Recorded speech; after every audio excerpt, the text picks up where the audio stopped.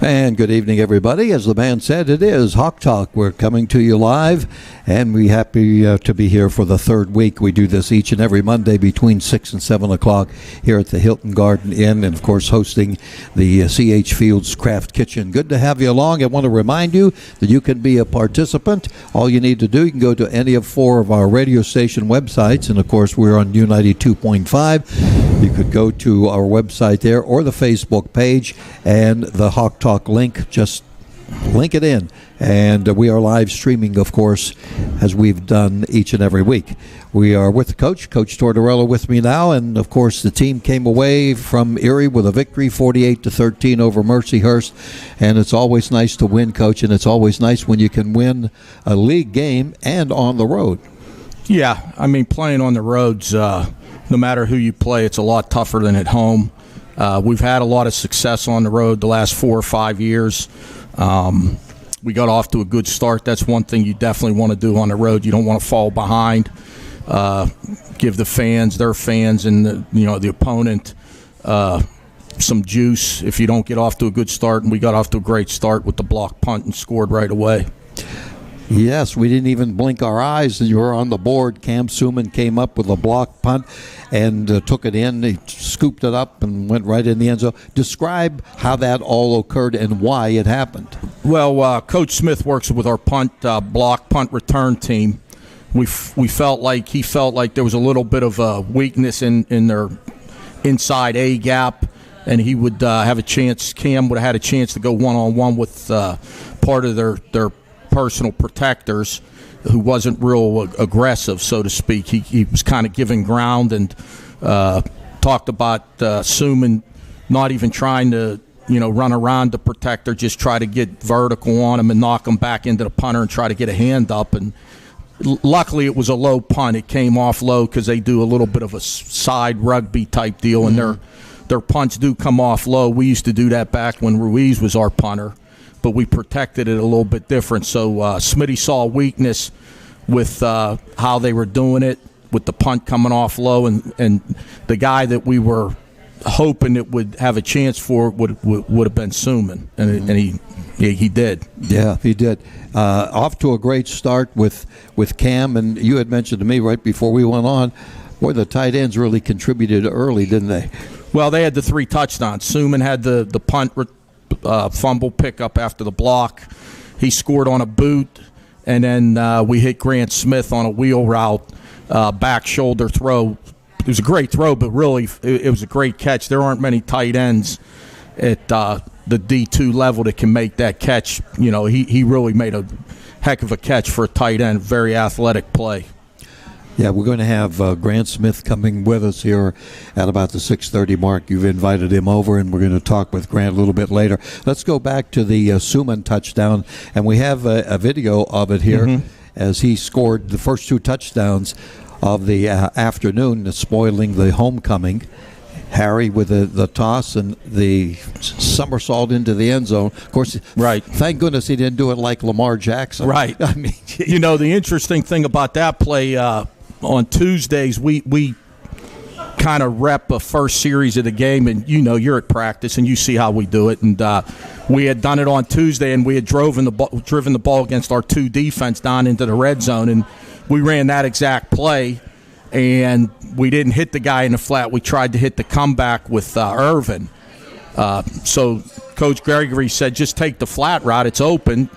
And, he'll get what he can, and that's exactly what happened. He was wide open. He comes from behind the other side of the line of scrimmage, and they lose him.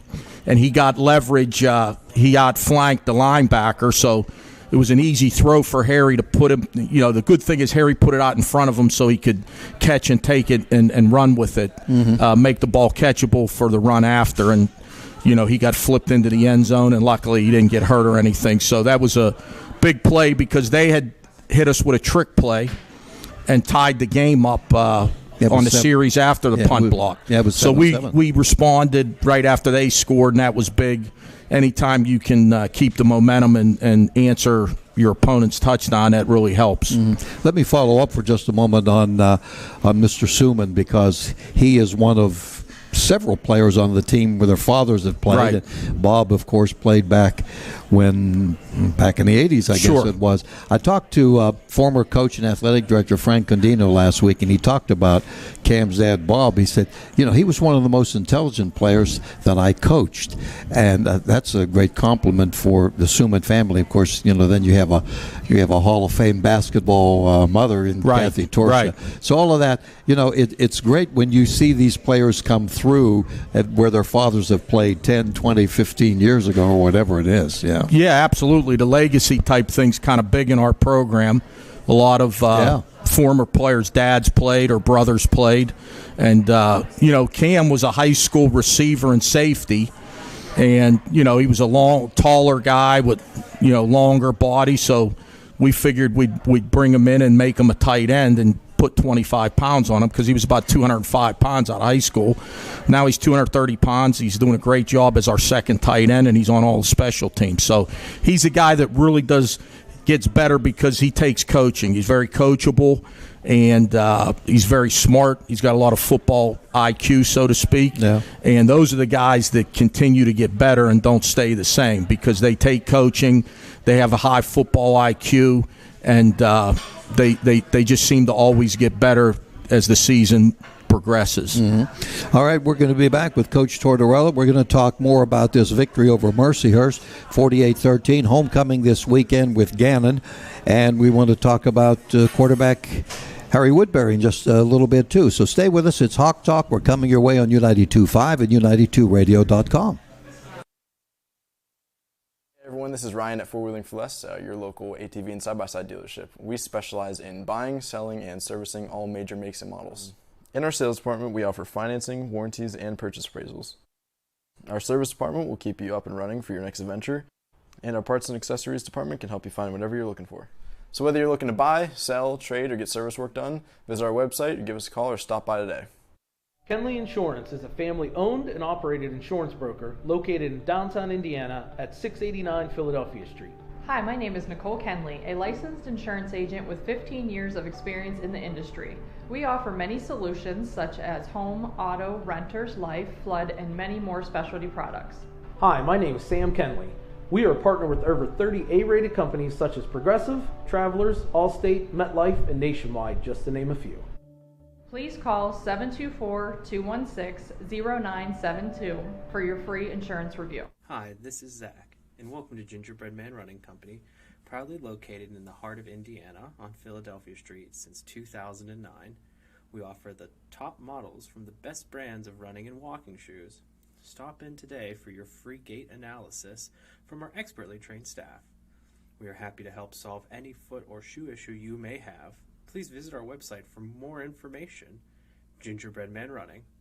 Catch us if you can. I'm with the voice of the IUP Crimson Hawks, Jack Benedict. And Jack, finally. Welcome back, everybody. We're at CH Fields, the Craft Kitchen, Hilton Garden Inn. Jack Benedict with Coach Paul Tortorella. We have a special guest coming up here in just a little while. One of the players who is going to be talking with us, one of the stars from Saturday's game. 2-1 for the year for IUP. Coach, we had talked on this show last week and then during the course of the week as to who would start at quarterback. Javon Davis done a great job for you in the first two games. Harry Woodbury, of course, had to be on the sideline because of COVID and whatever. Give me your thoughts about how he played in his first game. Well, we thought he played very well. We didn't have. I don't think we had any negative plays where he took any sacks. Obviously, we didn't turn the ball over. You could throw for 300 yards and not throw for 4 touchdowns. So we'd rather throw for 160 and throw for 4 touchdowns because points are what they keep track of. So he was very efficient. And then in the second half, we had a pretty good lead and wanted to milk the clock and run the ball, kind of protect our defense a little bit in the second half. So we didn't continue to throw the ball as much as we normally would have. But he was very efficient. Great throw to Irvin Charles. Had to put it right where he put it. Great catch. Back shoulder to Grant Smith. The slant route to Hilton Ridley was wide open. He put it right on him. He took a shot because we kind of screwed the protection up. So I don't know if you noticed, but he took a pretty good hit right when he released the ball. But Ridley was wide open. We had been in an empty set, and we motioned the guy across back away to the weak side, and it kind of confused them. And we had been repping that play all week down in the red zone, and actually our scout team covered it a little bit better than Mercyhurst did, because they really got confused with the motion to the weak side. And when we ran the slant, they jumped the bubble that we showed to the field, and the slant was wide open. We had a double slant. Ridley was the inside slant, and we had an outside slant also. But the inside one was wide open. There was nobody there. So he put it right on him. Great throw, but he did take a pretty good shot. Yeah, I didn't notice it at the time, but fortunately, everything worked out. He was 15 for 2,246 yards, you said, but, 4 touchdowns. And the fact is, we talked about incorporating 8 different receivers getting into the package. And when you can take the pressure away, everybody's thinking about Dwayne Brown, thinking about Irv Charles. Right. Mr. Carter's pretty good. Q Carter's a pretty good receiver, isn't he? A pretty good player overall. He's a great special teams player. He's great when he does get the ball in his hands as a runner. He makes a big play. You kind of lose it. You don't see it, but it's a 3rd and 5 play before we score a touchdown somewhere in the second half, maybe our third quarter touchdown. We're 3rd and 5, and he runs a slant route, and they cover it great. The guy's all over him. Harry puts it on him, and it was a tough catch. I mean, it was well contested. It was a really good catch because he was well covered. Harry, forced it in there and put it in there, and it was not an easy catch. So that kept the chains moving, and then I think that was I think we ran the ball in later. No, that was before we hit Irvin on the fade for a touchdown on that drive. So, we did hit 8 receivers, threw the ball to 2 tight ends. I believe 2 running backs caught passes and 4 receivers caught passes. So when you can spread the ball around to 8 different receivers, that's very efficient. Oh, yeah. Keeps the defense on their toes, that's for sure. And, the fact you got the by the way, Carter's going to break a Quasi-Owusu-Ansah's record for yardage kickoff returns. Right. Yeah. Back to this running game. You got it going. And DeJure Stewart gave you 18 carries, 98 yards. He's a top. Maybe describe him, the type of runner. Your runners are all different. Right. And he's got some power. Well, he's 225 pounds, and he's more of a downhill inside the tackle runner, whereas Hauser's a little bit like that, but he's injured right now. Not quite as big. And then Evans and Anderson are smaller, faster runners that they're more prone to getting the ball outside with the outside zone and the toss and so forth. The big thing about the running game is we only had 1 negative run all day. Everything else was at least 3 yards or more in the run game. And we converted all of our 3rd and short runs for first downs. So anytime you can average 5 yards a rush, as I believe with Stewart was 18 for 90. Anderson averaged about 10 yards a rush because he had 2 that broke out of there that were explosive runs for more than 12 yards. And then Evans had a nice run where he made a guy miss right in the hole. Probably would have been a 2-yard gain. He made the guy miss, end up gaining 11 yards. So all 3 of them were involved. Stewart's more of a pound-it type runner. He'll wear you down. And then later in the game, teams are softened up a little bit, and then you get those fast guys in there with the ball. And then when we get Hauser back, that gives us 4 really efficient running backs in the stable. Correct me if I'm wrong on this, but I had heard when Stewart was coming to IUP that former coach Luke Barker and Smitty stayed with him. They initially made contact with him. Then, of course, Luke left, and sometimes coaches will just say, well, but they pretty much stayed in contact with him, and he said he felt that was good. Yeah. And he was going to come where they were straightforward with him. Yeah, he's a year older than a normal freshman because not only does he have the COVID year, he was here. He went to Fork Union Military Academy for a semester, so he was here for the spring, and then the pandemic hit. and then he was here all last year. So he's been here like a Kelly or a Gibson who came in January too. This is their 4th semester on campus, but it's their first time playing. And he's a year older than a regular freshman because he came out the year before the COVID freshman, and he had spent a semester at Fork Union. So he's from the York area where Smitty's from. So, that helps. Smitty does a really good job in the 717 area code area. Most of our Grant Smith, most of the guys that we've brought in here from 717 have been really good players for us. So we've had a lot of success in that area, and that's where the Jor Stewart's from. And he's given us, the last couple years we haven't really had a bigger back, so he's kind of fit that spot where we've been kind of not had a guy to do that.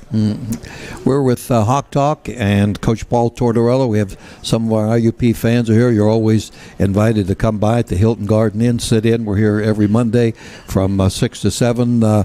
Jack Frank is over there enjoying something. In the meantime, he got a chance to ask you a question. Coach, how do you feel about the homecoming coming up with Gannon? Former players back, families. It's always a big day apart with the alumni and all. And just as was homecoming, and they had some pretty big doings up there in Mercyhurst last week. It looks like it's going to be a good weather week, and always something else to look forward to with homecoming. Well, first of all, you usually have a bigger crowd. Our homecoming crowds traditionally are a lot bigger than our normal crowds. We had 2 great crowds for our first 2 home games. If we could get more than what we had for those 2, that would be great. And homecoming traditionally, like I said, it has been our bigger, Saturday home games. A lot of former players, they bring their families back. Their kids are back. Alums are back. So we are involved a little bit with former players. We'll have a chapel. One of our former players will actually speak at our chapel service before our pregame meal on Saturday morning, and there'll be a lot of players that'll come by the office that are in town from I-Day, and a lot of the coaches who've been here a long time. That's what makes homecoming kind of special around here with myself and Smitty and Campy and John Patina, and there's a lot of guys here a long time here. Guys are still here when they played. So that's what makes it special, and that's the great tradition with the football program. No question about it. And they'll talk about maybe see former coach Jake. Right, a lot of former coaches. A lot of the former coaches will be back that are retired and so forth, and it's usually a special day for some of the people that live out of town. This is maybe the only game they can come to. Right. So that makes it special, and we can get a bigger crowd. Let's talk about the offensive line. You mentioned Coach Mike Campolo does such a great job.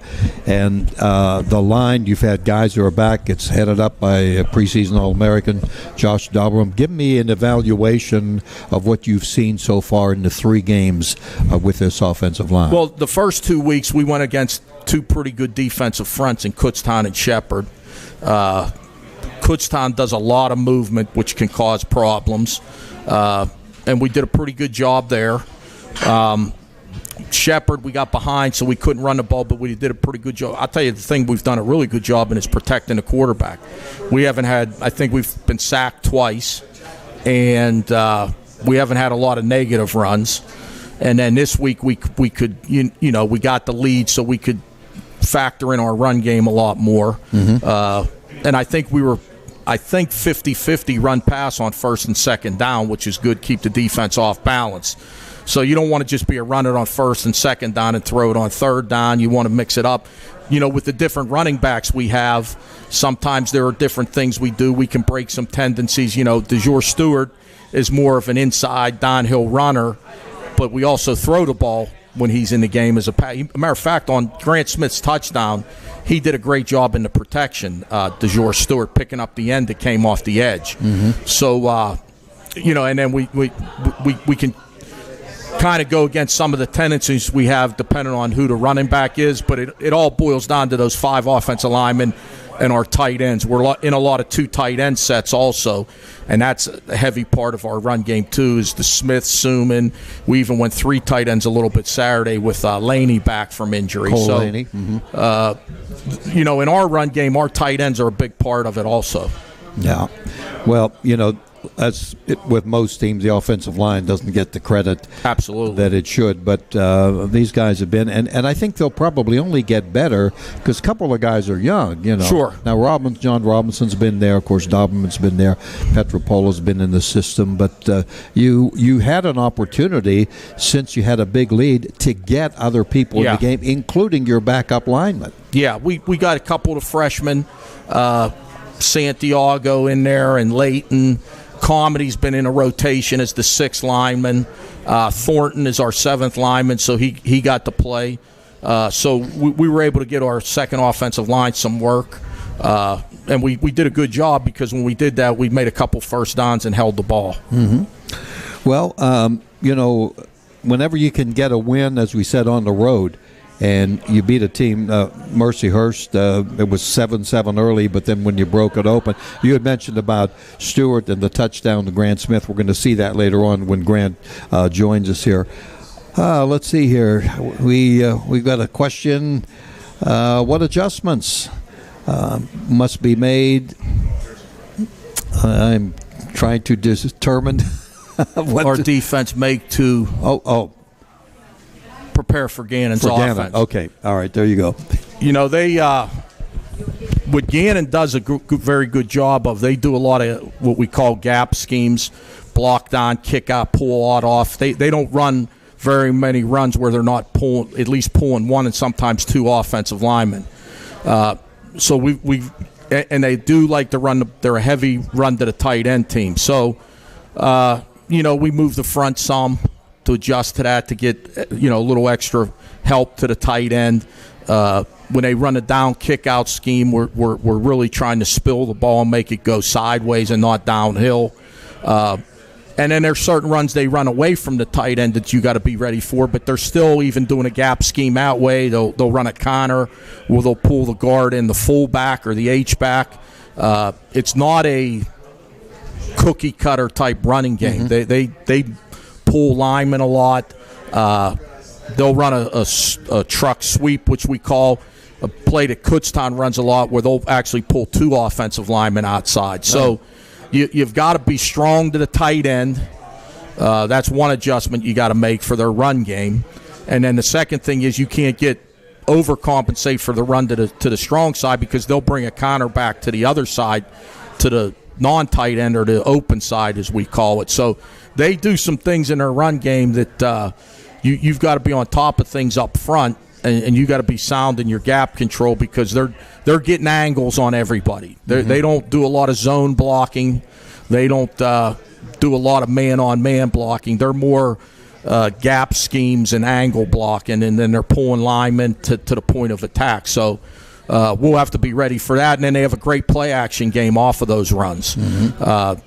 They misdirect off it. They run a play action where they'll flood you and they'll get an overload, and they'll get you forcing the run from the perimeter, and they'll take the back and he'll run right by you down the sideline on what we call a rail route. So they're very impressed with their run game. So we'll have to make some adjustments there with all their pull plays with their linemen.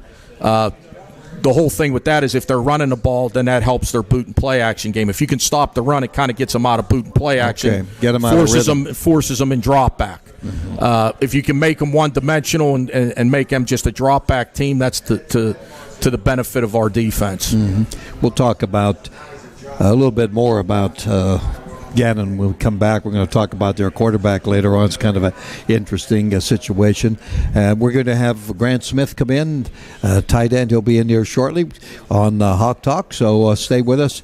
And we'll talk about Gannon with a first-year coach. They have a new coach up there this year, too. Stay with us. Coach Paul Tortorella. We have our special guest, Grant Smith, coming up, and we'll be back with Hawk Talk in just a moment on U92.5 and U92Radio.com. I'm with the voice of the IUP Crimson Hawks, Jack Benedict. And Jack, finally, you will be back in the booth broadcasting the Hawks. How good does that feel? Mark, I'll tell you what, I can't wait. It is about time that I get back there. And we'd like to invite your business to join our Hawks Booster Club. That's right, back the best, the IUP Crimson Hawks, and help us sponsor the games for thousands of listeners on air and online. Check out the Crimson Hawks Sports Booster Plan, which is attached. The Co-op store has the largest selection of IUP gifts and apparel. The Co-op is always there with its convenient location and hours. The Co-op store has been serving IUP and the Indiana community since 1933, and all profits are returned to the students through campus programs and activities. The Co-op has all your campus needs from the dorm to the classroom. Visit us online at www.iupstore.com.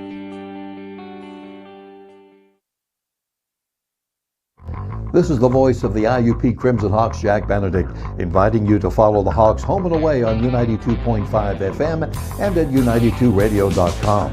Start your Saturday game day with another Indiana County tradition, the Luther Ford High School Coaches Corner Show, every Saturday morning on WDAD AM 1450, 100.3 FM, and on the Trib Live High School Sports Network. Since 1969, Luther Ford's High School Coaches Corner, every Saturday from 8 to 10 on WDAD.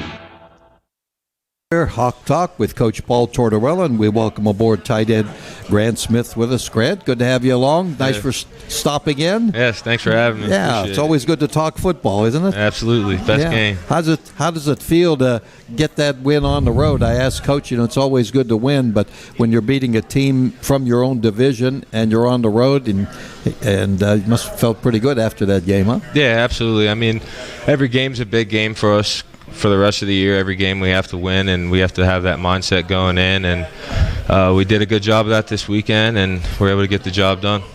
I'm going to give a little background on you because you've been here at IUP for a while, played at Central Dauphin out in the Harrisburg area. And as a senior, you had 39 receptions, 845 yards, and averaged 21.5 a catch. You probably don't even know that stuff. Just looked. It's been a while. But let me ask you this. I always like to ask the athletes why they chose IUP, because you had a really good high school career, and I'm sure there were, just a lot of people that wanted you to, go to play football at their university. So why in particular did you choose IUP? Well, I think from the first minute I stepped on campus and I met Coach Tort and all the other coaches, it just felt like home to me. They are straight up guys. They call it how it is. They tell you how it is. They're honest with you. They're up front, and I think that's an important factor to have when you're dealing with coaches and players. And just took every other visit, and I just knew from the minute I came here that this is where I wanted to play, and the tradition here and the winning tradition and culture that they have, I just wanted to be a part of something bigger. You're listed as a junior. Correct. So you have another year or two after this? Correct. One more year after this. With that COVID thing and everything, it's hard to keep track. Yeah. So, for the fans that will remember, you played as a freshman, you played as a sophomore, then last year interrupted everything for all of us. Mm-hmm. So my question is this. From the time you last played, with that absence of a year, what did you most work on? What did you feel you had to do better to be a better player? Well, I mean, I think just from the standpoint of having so much time off, it really gave every athlete just more time to work on themselves individually, whether it's getting bigger, stronger, faster, staying conditioned. And really, even though we weren't playing football, just staying in it mentally, still watching football. And I would go back and just watch the old games from 2019, even when we weren't playing, and just kind of trying to stay in it mentally and stay with the game. And we knew at some point we were going to be able to play again, and when I got that chance, I want to just make sure I was ready for myself and for the team. Talk about this guy a little bit. You said tight end's a big part. In fact, we just put a tight end, maybe arguably the best in IUP history, in the Hall of Fame last week, and Paul Koval, and got a chance to talk with him, and fortunately got a chance to broadcast his game. But what about this guy? I know whenever he got here, you were happy to get him. Well, in high school, they split him out a lot. Like, he wasn't an inline blocker as much as a normal high school tight end, so he was very athletic with good size, and 39 catches for a tight end in high school is a lot of catches. Well, they split him out, so he was more than ready to come here as a tight end, as a receiving tight end. And he showed that his freshman year. What he's done now is worked on his strength and his blocking, because our tight ends are heavily involved in our run game, blocking-wise. You know, some teams are spread teams, and they run the ball, and they don't even play with a tight end, or they flex the tight end. I mean, we have an inline tight end. We put them in a wing. You know, we play with 2 tight ends. So, you know, we bring them behind the line where they're sealing the backside. So there's a lot more to it than just playing just normal tight end and going out for a pass every now and then sometimes we run a power scheme where we got to block down. I mean, so our tight ends have to do a lot in the run game. That's where he's continued to make improvement. You know, our biggest run's an outside zone. Well, the tight end's a big part of that outside zone. So that's where he's gotten better.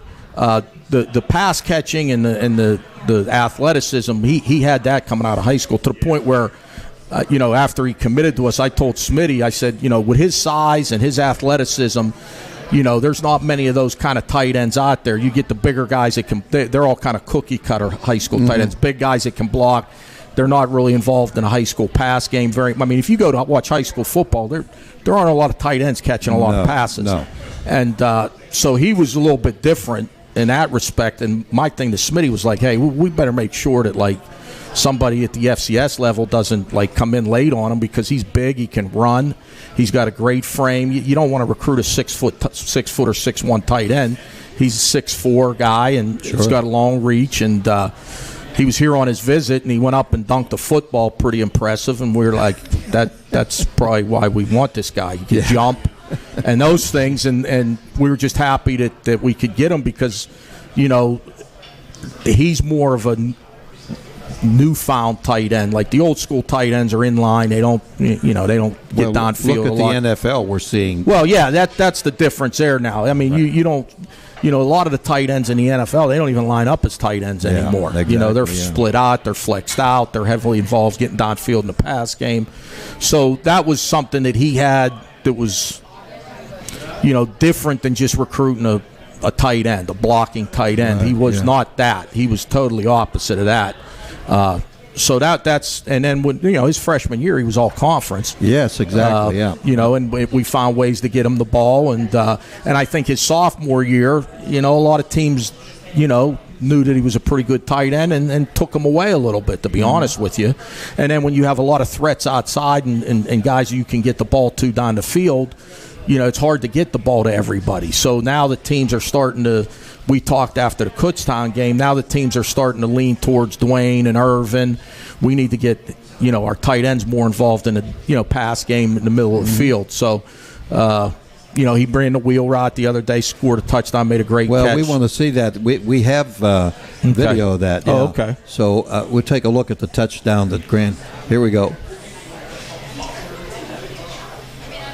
Yep. I bet we get 6 on this. Look at this. See him twist and catch a back shoulder. They actually didn't cover it very bad. No, they weren't. I mean, they covered it pretty good. Usually on that, the guy's wide open. It's like the touchdown we threw to Ridley against Shepherd. He ran the same route. He was wide open, but we hit Ridley on the post or on the in route and the glance. There, they had it covered pretty good, but the back shoulder is like what you do with a wide eye. And that's what he did, and he turned and made the catch, against his body, which is not easy to do for a tight end. You seem to be pretty confident that you were going to get that.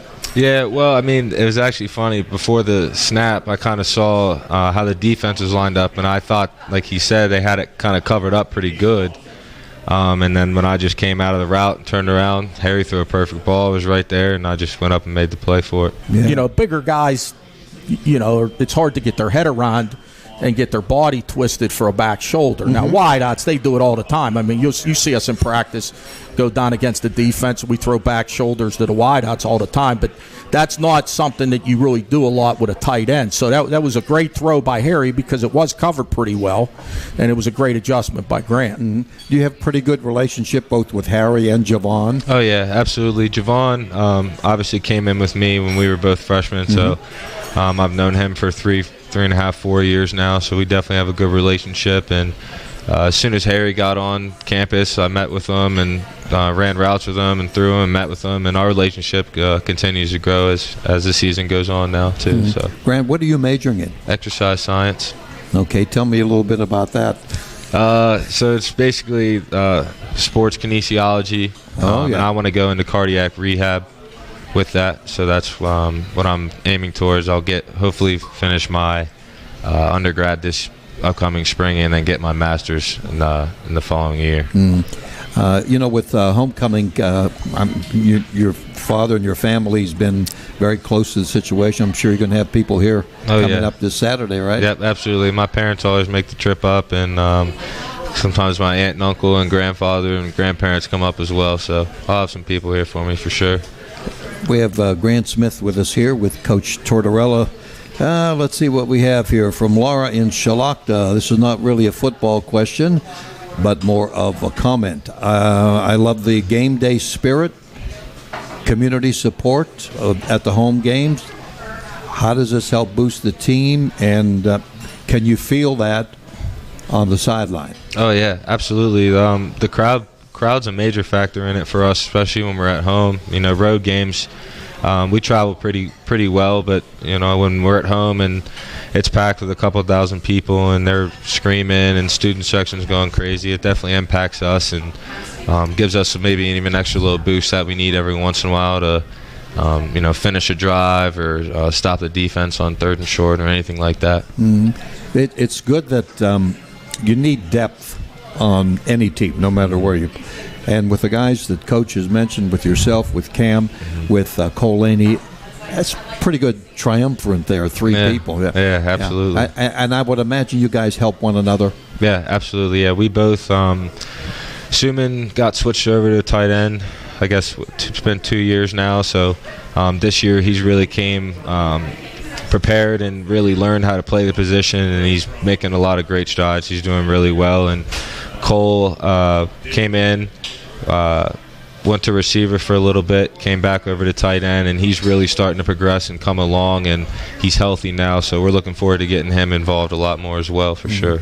Is there any one opponent that you would rather play other than some other opponents, or it doesn't matter, it's just a game every Saturday? Yeah, just a game every Saturday. And, truthfully, we're not really ever worried about who we play. We're just worried about what we do on Saturdays and what we can control, and that's really all that matters to us. Yeah. Well, we're glad that you could stop by. I love the touchdown catch. Thank you. I'm sure we've got a few more in our pocket after this. So, hope so. Coach, I'm glad you brought him along here. Well, I figured we'd make the picture look a lot better. He's a lot better looking than I am. Well, listen. I'm not talking about you, though. Look who you're talking to. No, it's really good, because I think what's great is it's a little different with some of the other sports because you can see the player. But in football, when you're wearing a helmet, right, you got equipment on and so on. For the fans, it's a little different. Like, I know who 84 is, but I'm not sure what he looks like. Right. This is really good from that standpoint, the involvement there. Absolutely. So glad to have you with us. Glad to. Thank you for having me. Okay, Appreciate it. You bet. All right, we're going to be back with more with Hawk Talk. We've got some folks here, some IUP fans are with us, and many of you listening on U92.5 and maybe watching on YouTube, wherever you are, U92radio.com. And we'll be back with more football talk, Hawk Talk, right after this timeout. Everyone, this is Ryan at Four Wheeling for Less, your local ATV and side-by-side dealership. We specialize in buying, selling, and servicing all major makes and models. In our sales department, we offer financing, warranties, and purchase appraisals. Our service department will keep you up and running for your next adventure, and our parts and accessories department can help you find whatever you're looking for. So whether you're looking to buy, sell, trade, or get service work done, visit our website, give us a call, or stop by today. Kenley Insurance is a family-owned and operated insurance broker located in downtown Indiana at 689 Philadelphia Street. Hi, my name is Nicole Kenley, a licensed insurance agent with 15 years of experience in the industry. We offer many solutions such as home, auto, renters, life, flood, and many more specialty products. Hi, my name is Sam Kenley. We are partnered with over 30 A-rated companies such as Progressive, Travelers, Allstate, MetLife, and Nationwide, just to name a few. Please call 724-216-0972 for your free insurance review. Hi, this is Zach. and welcome to Gingerbread Man Running Company, proudly located in the heart of Indiana on Philadelphia Street since 2009. We offer the top models from the best brands of running and walking shoes. Stop in today for your free gait analysis from our expertly trained staff. We are happy to help solve any foot or shoe issue you may have. Please visit our website for more information. Gingerbread Man Running. Catch us if you can. I'm with the voice of the IUP Crimson Hawks, Jack Benedict. And Jack, finally, you will be back in the booth broadcasting the Hawks. How good does that feel? Oh, Mark, I'll tell you what, I can't wait. It is about time that I get back there. And we'd like to invite your business to join our Hawks Booster Club. That's right, back the best, the IUP Crimson Hawks, and help us sponsor the games for thousands of listeners on air and online. Check out the Crimson Hawks Sports Booster Plan, which is attached. The Co-op store has the largest selection of IUP gifts and apparel. The Co-op is always there. And we're back with you here at the Hilton Garden Inn. Jack Benedict with Coach Paul Tortorella. Thanks to Grant Smith for dropping by. Some interesting things, and congratulations on his touchdown on Saturday. Coach, a couple of questions here for you. How tough a decision, or was it a tough decision to start Harry over Javon after Javon had done such a great job in the first two games? Yeah, it wasn't an easy decision at all. We felt like, Javon did a nice job in the first two games, and we basically, split the reps up in practice last week and felt like if there was a guy that, practiced better and, really dealt with the game plan a little bit better and in certain situations, depending on what type of plays we were running and so forth, it makes a big difference in regards to, who you want to start and go from there. So he picked up the game plan a little bit better. Javon was fine. He had a good week also, and that's why we went with Harry. But, we wouldn't think twice about, if we weren't moving the ball with Harry in there, that we could change it up and go with Javon. So the thing that this proved to us, with the win against Kutztown and then obviously playing against Shepherd, with Javon, we have two capable quarterbacks. Yeah, I don't know all the other rosters and certainly haven't seen all the teams or whatever, but I would feel very confident, as you do, with those two guys. It's you got to have somebody back up. There's no question. Absolutely. Years and years ago, we had to get an all-purpose player play quarterback. Right. We've run into some problems in the past where it was a big drop-off from the first guy to the second guy. There's not that much of a drop-off, I don't think. Yeah. Here's another question, Coach, from Doc of Indiana. Historically, IUP runs the ball first. Do you feel your offensive identity has changed? In ways it has a little bit. When we had Lenny Williams, we were more of a quarterback-friendly dual threat guy at quarterback, so that changed our run game a little bit. Mm-hmm. We used to be a big two-back I formation team, and now we've gotten away from that, although we get in it some now. It really does, people always say you got to be kidding me, but it really does start with the run. If we are a one-dimensional offense where we just have to throw it every down, like we kind of had to do when we got behind against Shepherd, that's not what we want. If we can get the run game going, it opens up play action. It opens up misdirection. You can take some shots downfield, and then when it's third down, 3rd and 5 or more, we're probably going to throw it.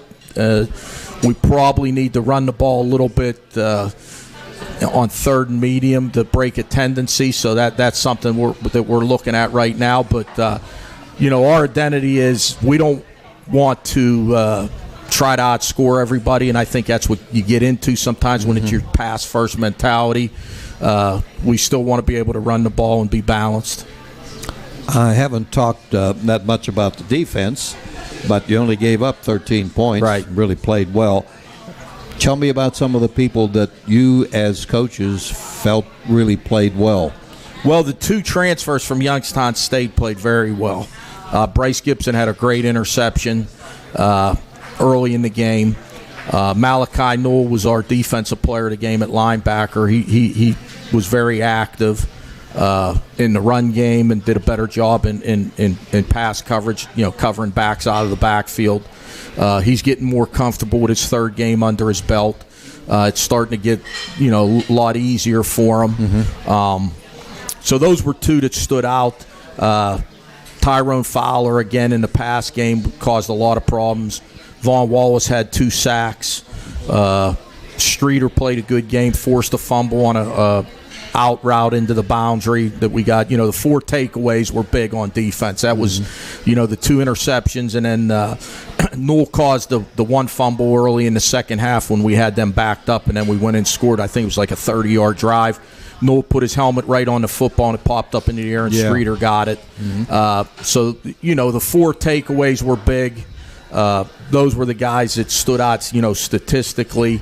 We had a lot of field to have to cover, which was good between our kicking game and our offense. And then when we threw the turnovers into it, the field was tilted the whole day. We were getting the ball on Mercyhurst's side of the 50 most of the day with the turnovers and with our kicking game. And then when Mercyhurst was getting the ball with our kicking game and our offense, moving the ball and not having any, I think we had 1 3-and-out the whole day. They were getting the ball on their 20, 25-yard line and having to, go the length of the field. So really there was one drive. They hit a little gadget play on us that our corner got caught on, and then that led to their touchdown. And then other than that, we held them to two field goals, and we shut them out in the second half. So that was a positive for the defense. I thought we got better Saturday, and we needed to after our first 2 games.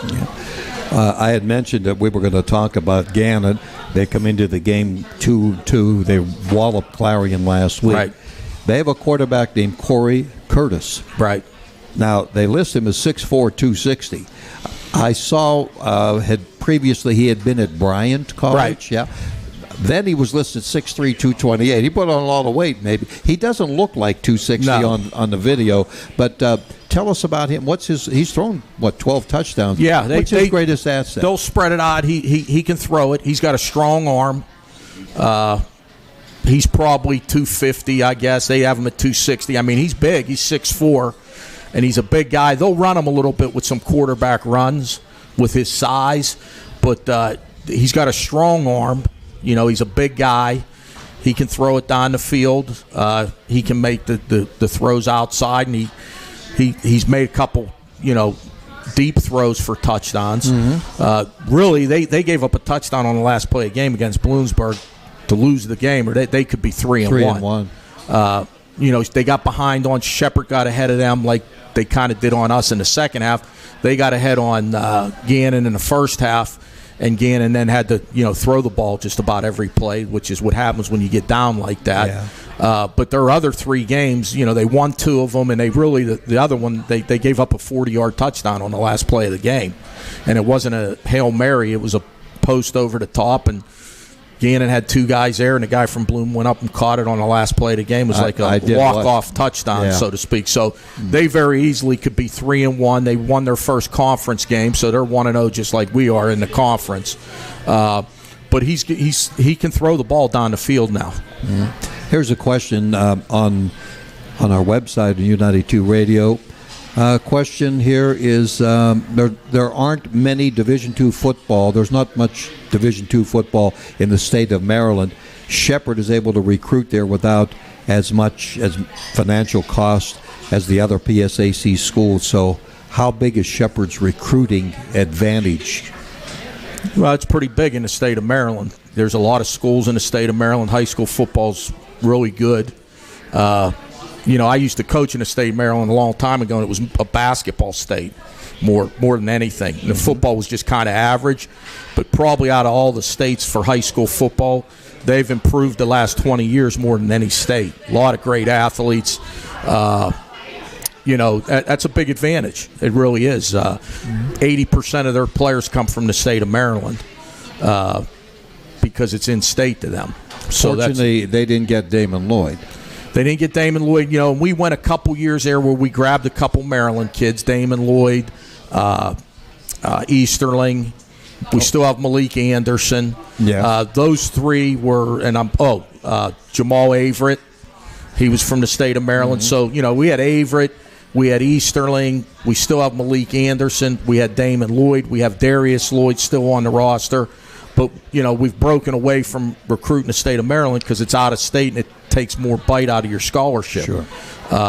If Maryland would be able to be an in-state situation for us, we'd heavily recruit the state of Maryland. Now, D.C., if a kid's a D.C. resident and he lives in the city in Metro D.C., he's considered in-state. But the problem is most of the great players, they actually play high school football in the city for the city schools or the private schools, but they live in the state of Maryland, so that they can't be considered in-state. There aren't a lot of great high school football players that actually live in D.C. They live in the state of Maryland, but their high schools are in the city. So that kind of, like Easterling was a Maryland kid that played in D.C. His high school was in D.C. Averett was a Maryland kid. His high school was a Catholic school, great Catholic school in the D.C. area. Really, these are great programs. Anderson's from the Baltimore area, great program that he came from. All these kids that we recruited from the state of Maryland, Lloyd, they were all section and conference champions and playing in the state playoffs. They all came from great programs. So, but yeah, that's a little bit of an advantage, I guess. Yeah. Well, you got some really good players that you just named. Right, sure. Wow, they were terrific, and currently are. We're going to be back in a moment with Hawk Talk, and I want to bring up the fact that Kutztown beat Shepherd. Puts a interesting look at what's happening here early in the year in the PSAC. So we'll be back with Coach Tortorella in just a moment. Hawk Talk coming your way from the Hilton Garden Inn, U92.5 and U92Radio.com. The Co-op store has the largest selection of IUP gifts and apparel. The Co-op is always there with its convenient location and hours. The Co-op store has been serving IUP and the Indiana community since 1933, and all profits are returned to the students through campus programs and activities. The Co-op has all your campus needs from the dorm to the classroom.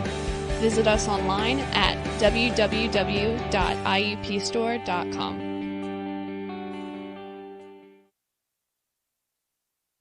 This is the voice of the IUP Crimson Hawks, Jack Benedict, inviting you to follow the Hawks home and away on U92.5 FM and at U92Radio.com. Start your Saturday game day with another Indiana County tradition, the Luther Ford High School Coaches Corner Show, every Saturday morning on WDAD AM 1450, 100.3 FM, and on the Trib Live High School Sports Network. Since 1969, Luther Ford's High School Coaches Corner, every Saturday from 8 to 10 on WDAD. Kenley Insurance is a family-owned and operated insurance broker located in downtown Indiana at 689 Philadelphia Street. Hi, my name is Nicole Kenley, a licensed insurance agent with 15 years of experience in the industry. We offer many solutions such as home, auto, renters, life, flood, and many more specialty products. Hi, my name is Sam Kenley. We are partnered with over 30 A-rated companies such as Progressive, Travelers, Allstate, MetLife, and Nationwide, just to name a few. Please call 724-216. We're back with our final segment here of Hawk Talk, coming your way on U92.5, U92Radio.com. You can go to any of our websites during the course of our shows each and every Monday between 6 and 7. Go to the Hawk Talk icon there and just bring it up, and we'll talk with the coach and special guests that we have coming along. I alluded to this, Coach. Kutztown beat Shepherd at Shepherd. That surprised a lot of people. I mean, Shepherd had won 3 games on the road, which is almost an impossibility.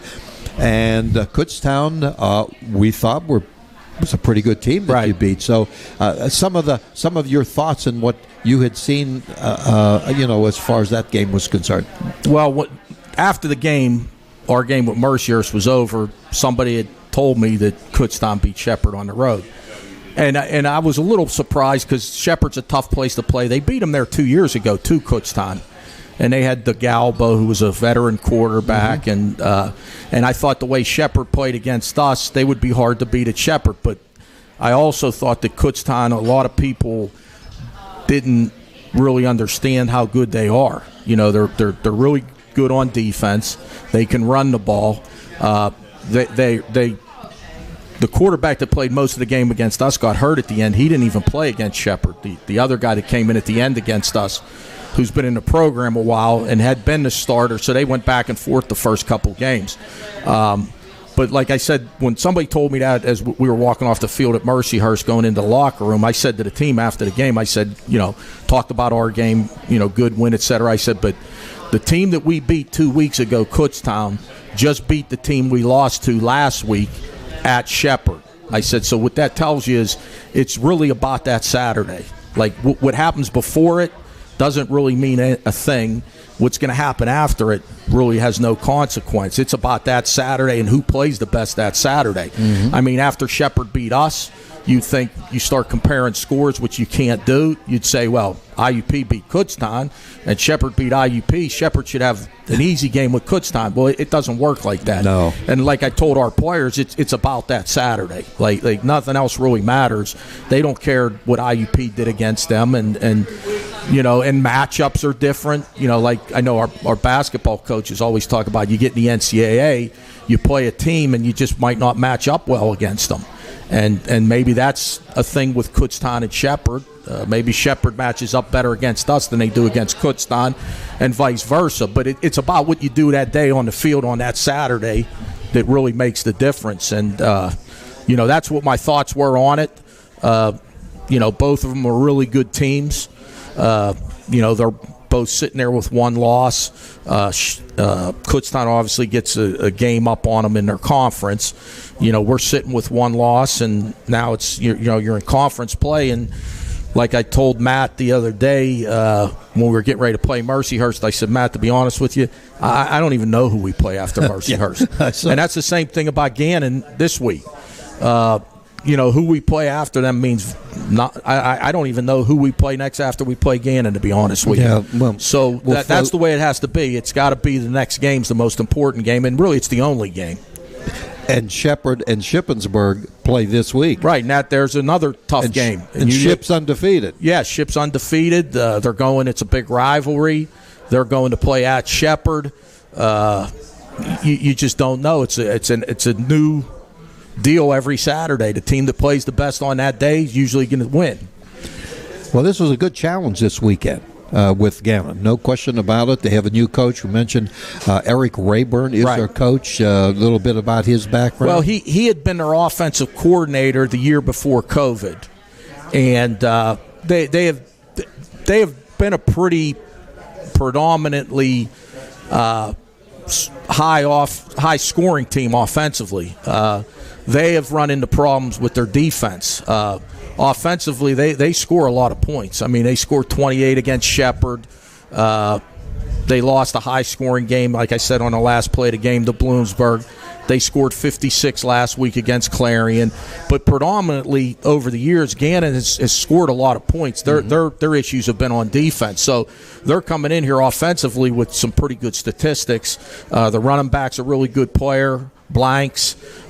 He's big. They've got a pretty good core of receivers, a good tight end, and now the quarterback's getting the ball down the field. So they're going to be tough from our defense's standpoint. But, when you play defense and your offense is scoring points, that gives your defense confidence. So I think probably if you look at them, they're probably saying, hey, defensively, if we just play well, our offense is going to score enough points for us to win. Mm-hmm. So I think, we've got to do a great job in all three phases, obviously. But our tasks defensively may be a little tougher because of Gannon's offense. Mm-hmm. Some random drawings here. Winners we had for you. We had some folks in attendance tonight. Linda Mitchell wins 2 tickets to an IUP home game, and Jack Frank an IUP T-shirt. So congratulations and thanks for them for coming by. And we're going to wrap it up now, Coach. Injury-wise, looks like about the same. Dwayne Brown, day by day or whatever. I think we're getting probably as healthy as we've been. We had just Kelly got dinged up a little in the game. Mm-hmm. We held him in the second half. He's fine. We hope to get Dwayne Brown back this week. We really hope to have everybody back except maybe Hauser. He might be the only one we don't get back. So we're probably as healthy as we've been maybe all year going into this Gannon game. Not bad. Game 4 coming up. Right. Yeah. All right. We'll see you at practice, and keep them healthy, and we'll see you on Saturday. It should be a terrific matchup. Thanks, Jack. All right, Coach. Coach Paul Tortorella, and happy to have him here each week. Hawk Talk.